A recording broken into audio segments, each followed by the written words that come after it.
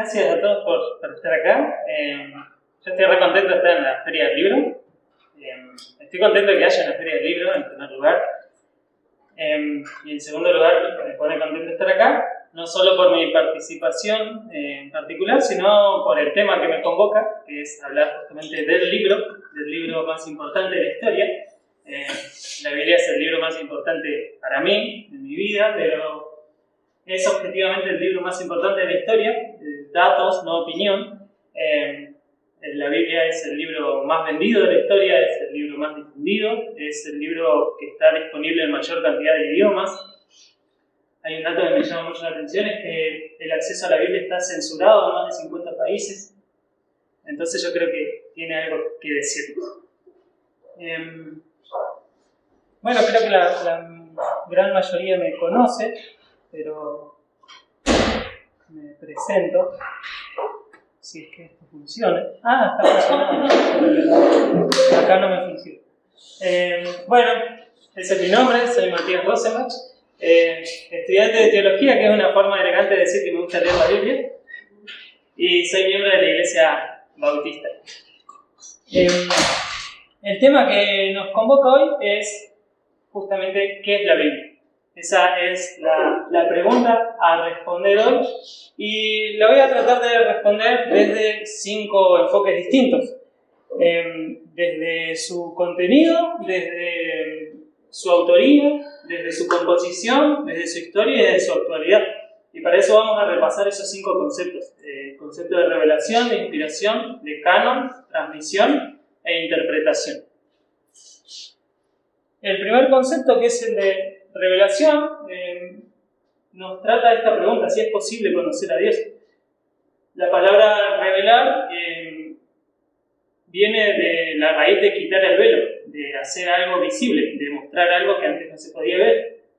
Y para nosotros es imposible conocer a Dios como seres finitos, ya que Dios es infinito, Dios no está limitado ni por el tiempo, ni por el espacio, ni por la materia. Entonces, para nosotros es imposible conocer a Dios a menos que Él se nos revele. La primera buena noticia de hoy es que Dios sí se ha querido dar a conocer a nosotros, Dios sí se ha querido revelar. Esta revelación la vemos de 2 formas: la revelación general y la revelación especial. La revelación general es aquella que está disponible para todas las personas, en todo tiempo y en todo lugar. La revelación general la podemos encontrar en la creación. El Salmo 19 dice que los cielos cuentan la gloria de Dios, el firmamento anuncia las obras de sus manos. Romanos 1:20 dice que las cosas invisibles de Dios, su eterno poder y deidad, se hacen claramente visibles desde la creación del mundo, siendo entendidas por medio de las cosas hechas, de modo que no tienen excusa. O sea que es posible llegar al conocimiento de que existe un Dios a través de la creación. La creación nos muestra que atrás hay un creador, de la misma forma que al ver una pintura nos damos cuenta que existe un gran pintor atrás.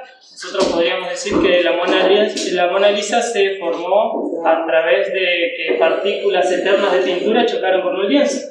Pero si tenemos 2 dedos de frente nos vamos a dar cuenta que atrás de esa gran pintura hay un gran pintor. Y atrás de una creación inteligente hay un creador tanto más inteligente. Así que la revelación general está disponible a todas las personas, en todo tiempo, en todo lugar, en todas las culturas. Cualquier persona puede llegar al conocimiento de que existe un creador a través de esa revelación. Pero, si bien la revelación general nos permite saber que Dios existe, no nos permite relacionarnos con Él. Y para eso es necesario que Dios se revele de una forma especial. La segunda buena noticia de hoy es que Dios, aparte de dar a conocer su existencia, también se ha querido relacionar con nosotros. Y esa revelación especial se ha dado en distintos puntos de la historia a través de muchos métodos. La carta a los Hebreos comienza diciendo que Dios, habiendo hablado muchas veces y de muchas maneras en otro tiempo a los padres por los profetas, en estos postreros días nos ha hablado por medio del Hijo, a quien constituyó heredero de todo y por quien en sí mismo hizo el universo. ¿Qué quiere decir esto? Que la revelación que Dios ha dado de sí mismo de forma especial ha sido fragmentaria, o sea que ha sido por partes y que ha sido progresiva en el tiempo. Y nos dice que ha utilizado distintos métodos, ha utilizado visiones, sueños, teofanías, es decir, apariciones visibles, como vemos, por ejemplo, con Moisés cuando se le aparece en una zarza ardiendo, en la misteriosa figura del ángel de Jehová que vemos en el Antiguo Testamento, apariciones visibles. Y de muchas otras formas también Dios se ha revelado de forma especial al ser humano. Esa revelación ha sido progresiva, pero la máxima revelación de Dios en la historia ha sido la persona de Jesús. Nos dice que Dios, habiendo hablado muchas veces y de muchas maneras en otro tiempo, en estos posteriores días nos ha hablado por medio del Hijo. Jesús es la máxima revelación de Dios a la humanidad. A Dios nadie lo ha visto. El Hijo de Dios que está en el seno del Padre, Él le ha dado a conocer, dice Juan 1:18. Él es la imagen visible del Dios invisible. Entonces, ¿qué es la Biblia desde su contenido? Es el registro de la revelación divina. Esa revelación especial la tenemos condensada en las Escrituras. Entonces, desde el contenido, ¿qué es la Biblia? Es el registro de la revelación de Dios. En la Biblia tenemos todo lo que Dios nos ha querido revelar acerca de Él. Y es también los anteojos a través de los cuales podemos interpretar correctamente la revelación general, la que vemos a través de la creación. Pero ¿cómo se escribió la Biblia? ¿La Biblia es palabra de Dios o es palabra de hombres?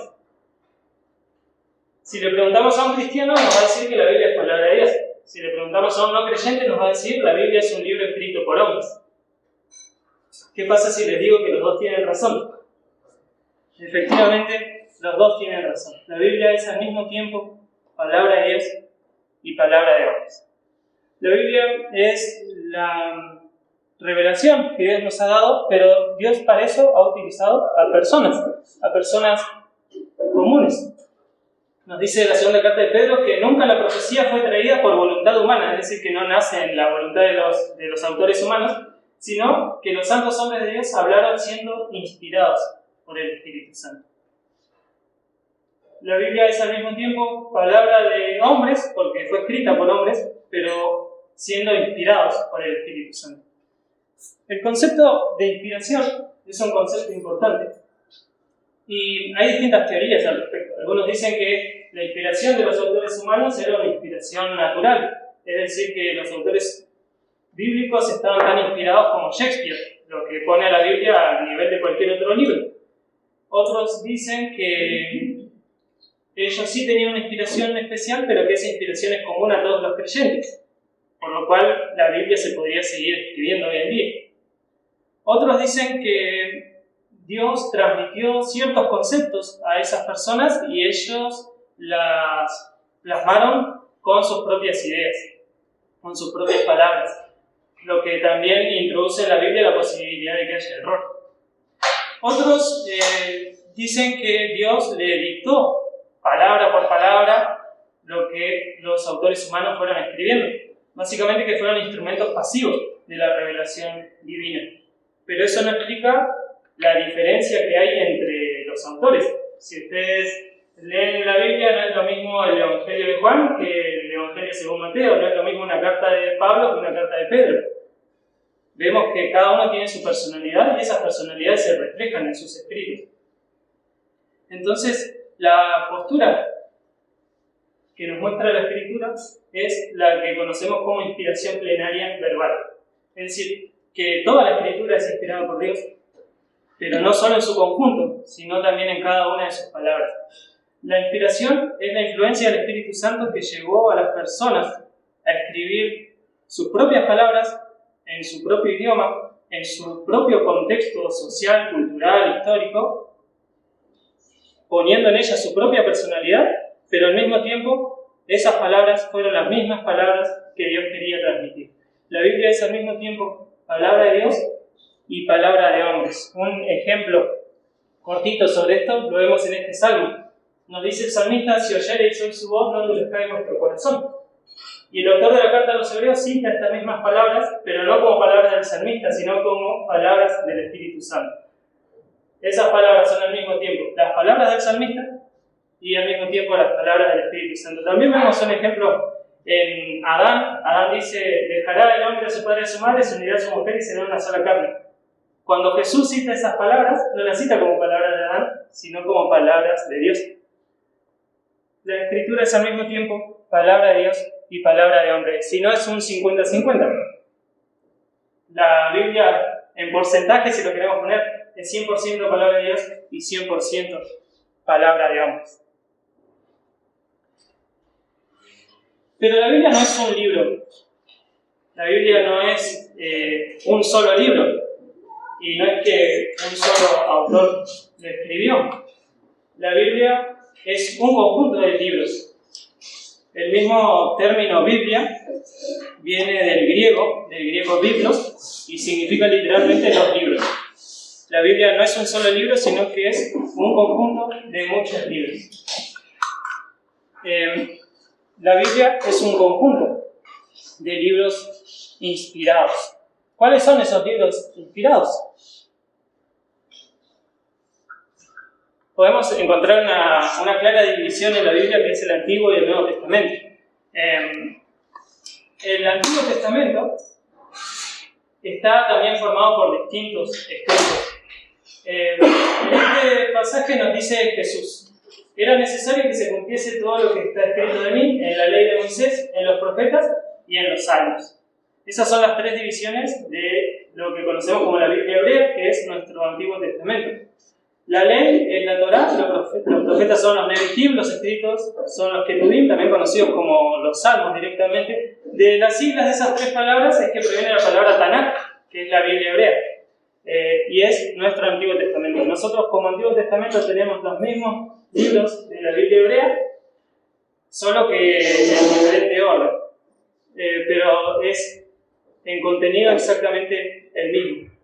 La Tanakh era la Biblia de los tiempos de Jesús, por ejemplo.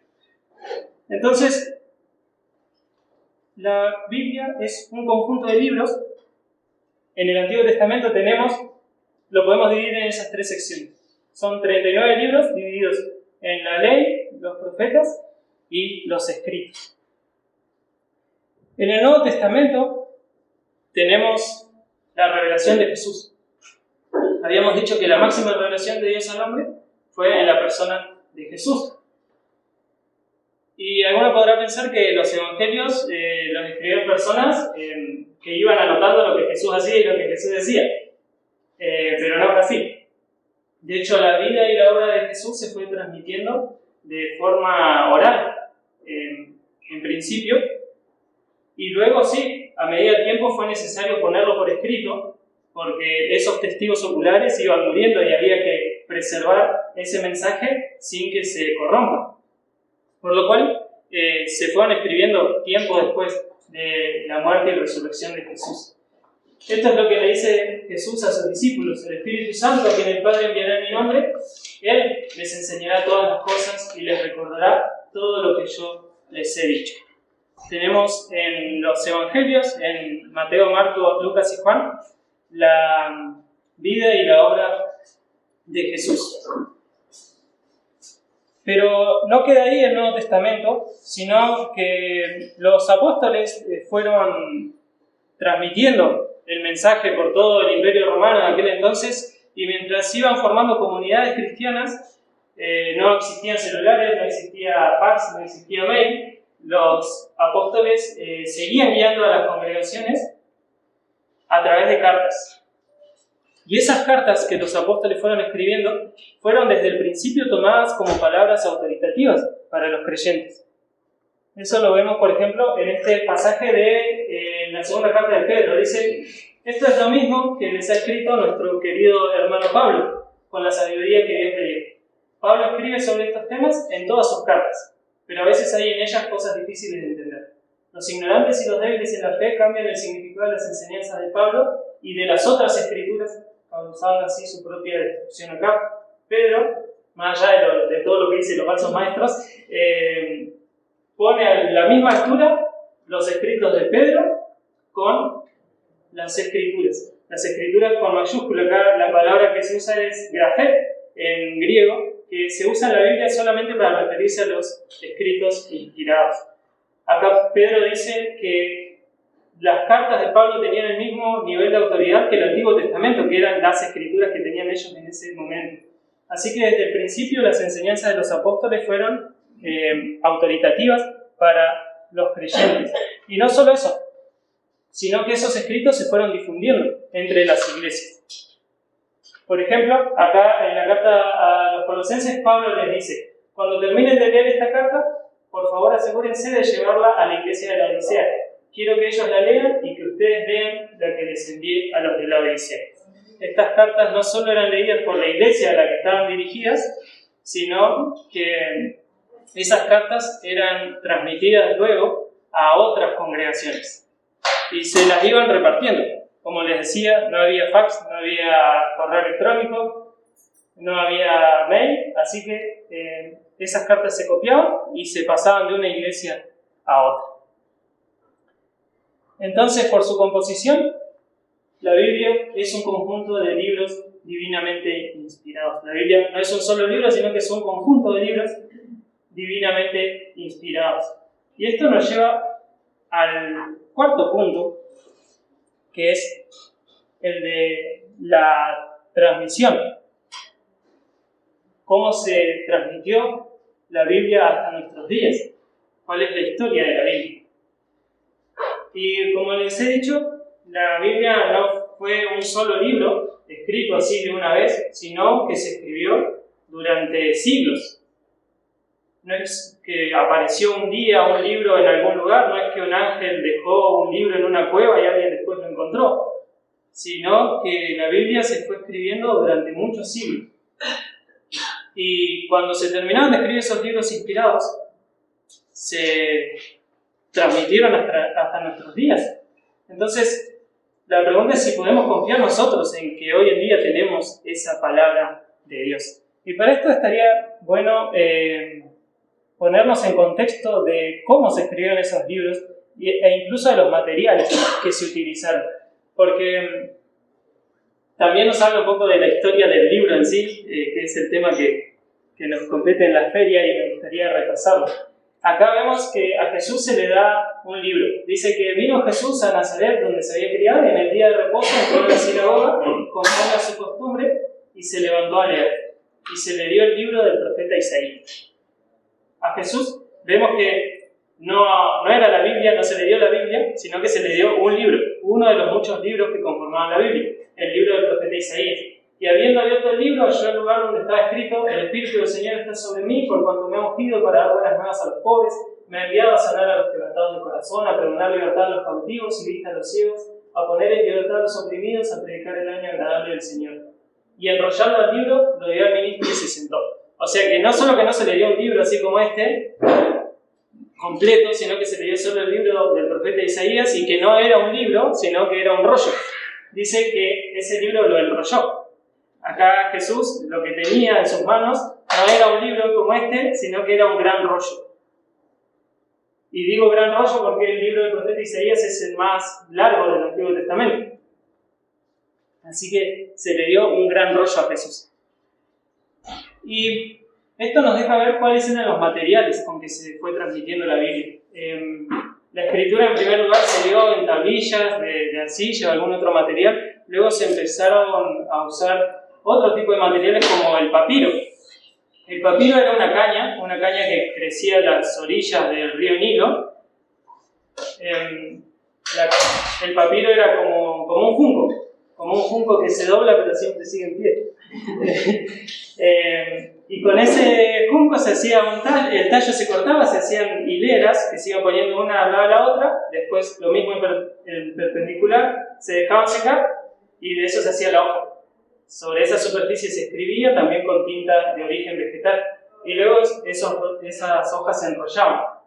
Ese era el papiro, que después fue reemplazado por el pergamino, muy similar, pero de origen animal, ya que se hacía a partir de cueros de animales. El pergamino tiene su nombre de la ciudad de origen, que es Pérgamo, y era un material mucho más duradero, pero también mucho más costoso. Y fue con el tiempo reemplazando al pergamino. En ese tipo de materiales se fue escribiendo la Biblia en principio y se fue transmitiendo entre las comunidades de fe. Si nos fijamos en la Biblia, se fueron produciendo distintas comunidades de fe a lo largo del Imperio Romano Y cada una de esas comunidades fue adquiriendo sus propias copias de estos escritos. Fueron teniendo sus propias colecciones de rollos. Estas colecciones no eran iguales entre las iglesias. No había una lista fija de libros autoritativos en principio, sino que la idea de canon en sí se fue dando con los siglos y en otras circunstancias históricas. Pero la Biblia se fue transmitiendo básicamente de esta forma. Con el tiempo, estas grandes porciones de material se fueron encuadernando en lo que se conoce como códices, que eran libros, pero mucho más grandes, y eran el precursor del libro que tenemos hoy en día. Como les decía, no existían fotocopiadoras, y estos escritos se transmitían y se copiaban a mano. Habían personas expertas en esto, se llamaban escribas o copistas, que se encargaban de hacer esto. Yo les diría en su casa que copien un capítulo de la Biblia, uno solo, que lo copien a mano y vean lo difícil que es, para que se entienda la dificultad de la tarea, lo complejo y también lo preciso que ha sido a través de los años esta transmisión a mano que se fue haciendo de estos manuscritos justamente. A tal punto que nosotros hoy en día, no es que la Biblia está en cierto lugar, la Biblia no es un libro que está en una cajita de cristal en algún lugar en el que se van haciendo traducciones, sino que con lo que contamos hoy en día son con miles y miles de manuscritos, de esas copias que se fueron haciendo a mano y de las cuales se hace una comparación que se conoce como crítica textual para llegar al texto original. Ustedes se imaginan que entre tantas copias hechas a mano, los errores son comunes. Se fueron produciendo variantes textuales, hay diferencias entre los manuscritos. Si yo les doy un número se pueden asustar. Hay más de 2000 variantes textuales entre los manuscritos del Nuevo Testamento. Lo que nos puede llegar a decir cómo sé yo ahora que cuento con la Biblia, con la palabra de Dios. Pero la gran mayoría de esas variantes textuales son insignificantes, son errores ortográficos, son que falta una letra o que sobra alguna. Y hay unas pocas variantes significativas, pero ninguna de esas variantes afecta una doctrina central de las Escrituras. Así que podemos estar seguros hoy en día que contamos con la palabra de Dios. Para que se hagan una idea, esta gran cantidad de manuscritos con los que contamos no es algo malo, sino todo lo contrario. En comparación, tenemos, por ejemplo, los escritos de Homero, la Ilíada y la Odisea, y hay muy poquitos manuscritos de esa obra antiguos, y son muy distantes en el tiempo entre sí, a tal punto que hay algunos que dicen que posiblemente Homero nunca existió. Pero con la Biblia no pasa eso. Con el Antiguo Testamento tenemos certeza de que es idéntico o casi idéntico al que tenía en los tiempos de Jesús, y con el Nuevo Testamento tenemos mucha cantidad de manuscritos con los cuales comparar, y no hay grandes periodos de tiempo que pasen entre un manuscrito y otro, por lo cual podemos estar seguros de que tenemos la Biblia y tenemos la palabra de Dios confiable en nuestras manos. Lo que también es bueno aclarar, y nos lleva ya al último punto, es que lo inspirado no son las traducciones, sino que lo inspirado fue la escritura de la Biblia. Las traducciones a nuestro idioma no son fruto de inspiración, sino de la transpiración. Las traducciones son fruto del esfuerzo por llevar la palabra de Dios a nuestro idioma. Por lo tanto, no es que yo puedo decir esta traducción es la palabra de Dios y la otra no, o a veces incluso se suele escuchar tal traducción tiene menos versículos, le sacaron versículos, pero en realidad no están así, sino que entre tantos manuscritos con los que se cuentan hay distintas familias textuales, hay distintos grupos de manuscritos que se aglomeran de acuerdo a su ubicación o a su o a la fecha en la que fueron escritos.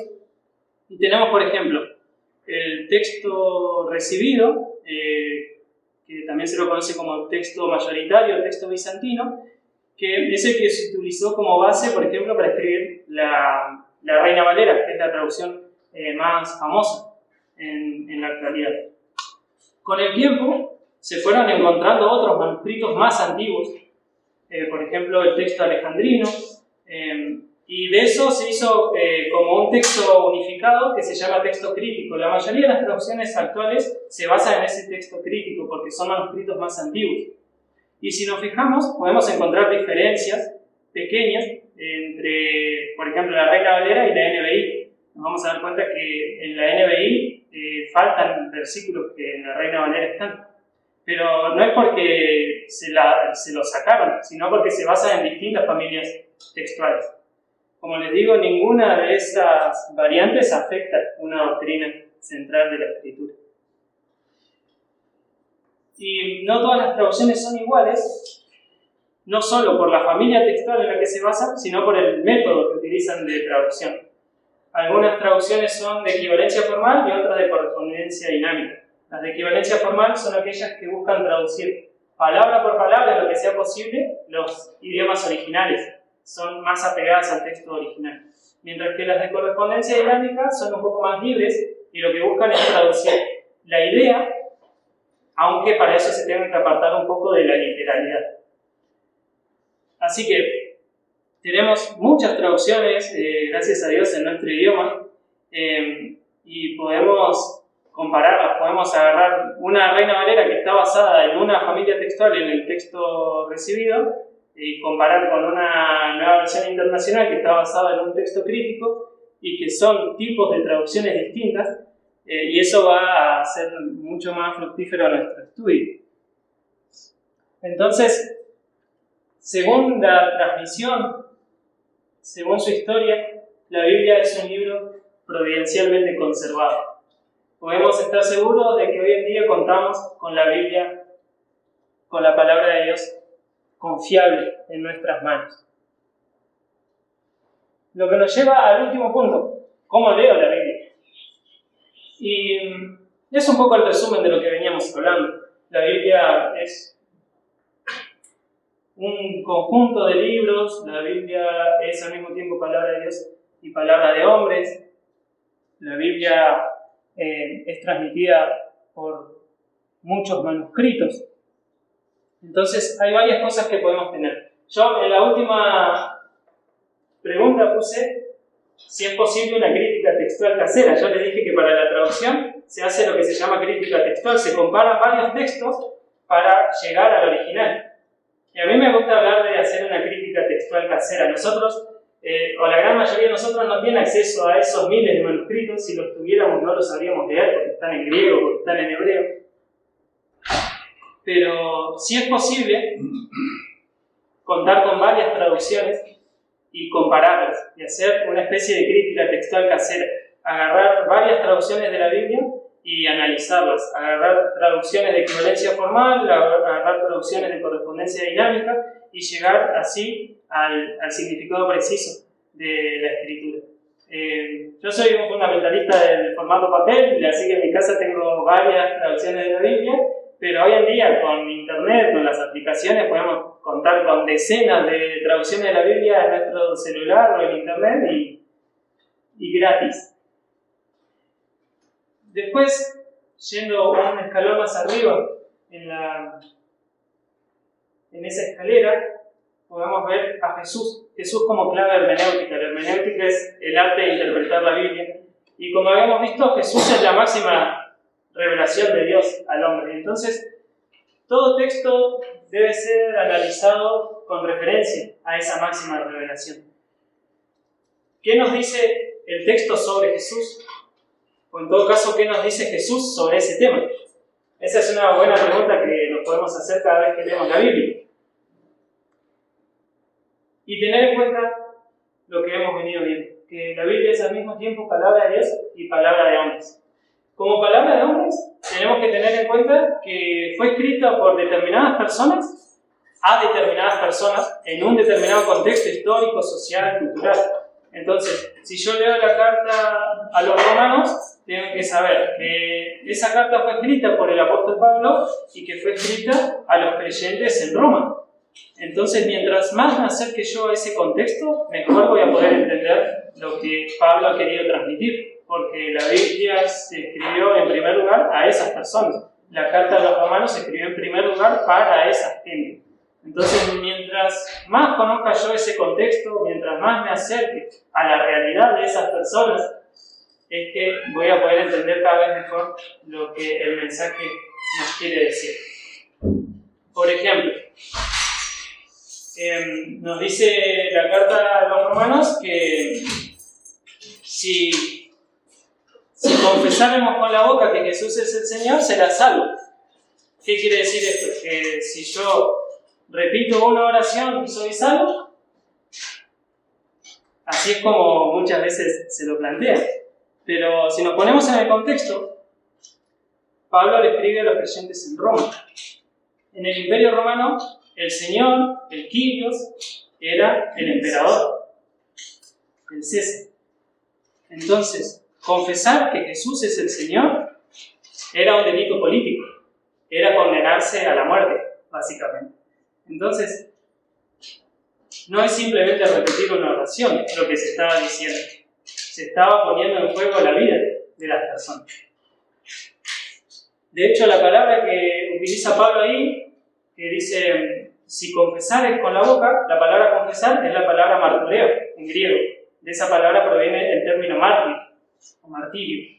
Así que ahí ya nos podemos poner mucho más en contexto y entender cuál era el sentido de ese pasaje. Tener en cuenta que la Biblia es palabra de hombres nos lleva a eso, a ponernos en el contexto en el que se escribió, a poder analizar más detalladamente y llegar a una conclusión certera de qué es lo que quisieron decir. Pero al mismo tiempo tener en cuenta que es palabra de Dios. Y que como palabra de Dios, inspirada por el Espíritu Santo, necesitaremos su ayuda para poder entender. El Espíritu Santo transmitió las palabras que nos quería dar y es entonces el intérprete para entenderlo. La obra del Espíritu Santo en la Biblia fue de revelación. Todo lo que Dios nos ha querido revelar lo tenemos en la Biblia, no necesitamos ninguna otra revelación más. Sin embargo, la obra del Espíritu Santo hoy en día, que ya no es de revelación, es de iluminación. El Espíritu Santo ya no nos da nueva revelación, pero sí nos ilumina sobre lo que ya está revelado en la Escritura.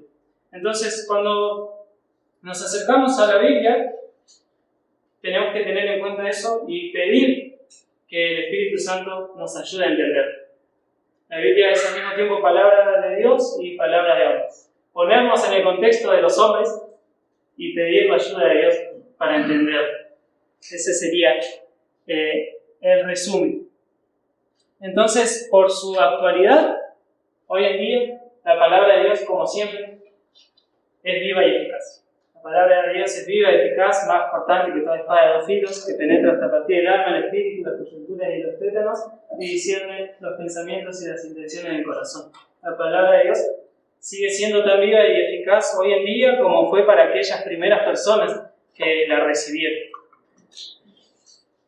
Así que esos serían los conceptos que hemos visto de revelación, de inspiración, de canon, de transmisión, de interpretación. Hemos visto qué es la Biblia desde su contenido. En su contenido la Biblia es el registro de la revelación especial de Dios. En cuanto a su autoría, la Biblia es al mismo tiempo palabra de Dios y palabra de hombres. En cuanto a su composición, la Biblia no es un libro, sino que es un conjunto de muchos libros. En cuanto a su historia, la Biblia es un libro divinamente preservado, providencialmente preservado, que ha llegado hasta nuestras manos y que por eso hoy en día sigue siendo viva y eficaz. Quería terminar con este pensamiento acerca de uno de los atributos de Dios, que es su sabiduría. Dios elige los mejores fines y los mejores medios para alcanzar esos fines. Ese es el concepto de sabiduría que hemos estado usando en los estudios bíblicos en la iglesia. Dios elige los mejores fines, los mejores medios para alcanzar esos fines. Así podemos definir la sabiduría de Dios. Y esto llevado a la Escritura nos muestra esto, que Dios hace parte de sus planes a seres humanos comunes y corrientes. Dios, para transmitir su revelación, ha querido usar a personas comunes y corrientes. Utilizó al apóstol Pablo, utilizó a Moisés, utilizó a recaudadores de impuestos, utilizó a pescadores, utilizó a reyes, utilizó todo tipo de personas. Si lo comparamos incluso con otros escritos que buscan tener la misma autoridad, por ejemplo, el Corán fue escrito por un profeta que dice que entró en un trance y empezó a escribir. Y se encontró con que había escrito el Corán, que son una colección de poemas abstractos acerca de los atributos de Alá. Si pensamos en el libro del Mormón, cuentan que una persona encontró unas tablillas de oro, que se las dio un ángel, y que ese ángel le dio unos anteojos especiales con los cuales pudo leerla y traducir esas escrituras. En esos dos casos vemos que las personas se presentan como instrumentos pasivos, uno escribiendo cosas que no sabía que estaba escribiendo, otro siendo un simple traductor. Pero la Biblia es muy distinta a eso, porque nos muestra que no es solo la escritura de un hombre, sino que son alrededor de 40 autores bíblicos humanos y que escribieron en su contexto cotidiano. Dios se les reveló no en la cima de una montaña únicamente, como de una forma fantástica, sino que se les reveló en la cotidianidad, en la vida diaria. Y que esas palabras fueron transmitidas también en la vida diaria de las personas comunes y corrientes. Vemos que Dios transmitió su mensaje a través de Moisés, a través del apóstol Pablo. Moisés, que había matado a un egipcio, el apóstol Pablo, que perseguía a la iglesia. Y eso es esperanzador también, porque Dios hace parte de sus planes a seres humanos comunes y corrientes, así como utilizó en su tiempo seres humanos comunes y corrientes para transmitir su revelación, hoy sigue utilizando a personas comunes y corrientes para llevar su mensaje de salvación. ¿Dios podría haber salvado a las personas directamente? Sí, pero Dios elige los mejores fines y también los mejores medios para alcanzar esos fines. Entre esos mejores medios, Dios ha elegido lo que el apóstol Pablo llama la locura de la predicación para salvar a las personas. Y ha elegido que sean los creyentes quienes transmitan esa revelación a otros y hacernos parte de sus planes. Entonces, qué privilegio para cualquier persona común y corriente ser parte de los planes de Dios. Dios hace parte de sus planes a seres humanos comunes y corrientes. Yo soy una persona común y corriente, creo que acá hay varias personas comunes y corrientes. Entonces, la reflexión final es esa, que Dios nos puede hacer parte de sus planes. Esta es la parte donde tiro una bomba de humo y desaparezco, salgo corriendo. Ese es mi canal de YouTube, donde hay material sobre teología sistemática, historia del cristianismo, panorama de la Biblia, consejos de interpretación bíblica mucho más profundos de los que he podido desarrollar hoy, también preguntas y respuestas, algunas prédicas y demás. Por si quieren más contenido. Yo les doy gracias por su atención.